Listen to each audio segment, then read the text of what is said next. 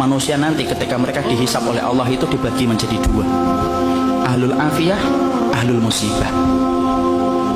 Ahlul afiyah itu siapa? Orang yang jarang diuji dengan sakit, orang yang jarang mendapatkan ujian dalam kehidupan, jarang mendapatkan kesempitan. Namanya apa? Ahlul afiyah.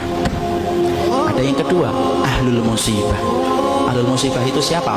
Orang yang hidupnya banyak sakitnya, banyak ujiannya, kesempitannya, kesulitannya. Itu namanya ahlul musibah. Ya. Ketika mereka dihisab oleh Allah Subhanahu wa taala, Allah kemudian menyampaikan bagi dua, ahlul afiyah dengan ahlul musibah. Kemudian Allah berfirman, "Uhsub." Hisab itu ahlul afiyah, ahlul musibah dulu. Ahlul musibah kemudian dihisab oleh Allah lebih dulu. Para malaikat menghitung satu persatu perbuatannya dan menghitung bagaimana ujian yang dia rasakan dalam hidup ketika bersabar.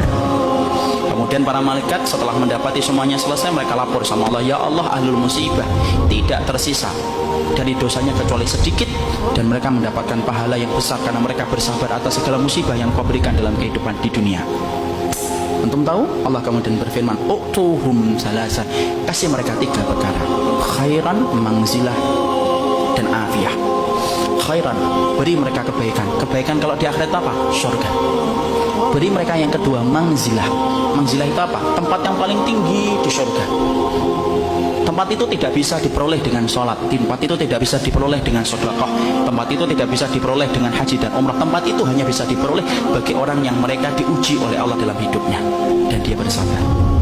Dan yang ketiga, afiyah. Kasih mereka kekuatan untuk menggantikan kekuatan yang aku ambil ketika aku menimpakan musibah kepada mereka. Maka ketika mereka dinaikkan ke tempat yang tinggi, ahlul afiyah, sebelum dihisab mereka mendongakkan kepala saking tingginya mereka.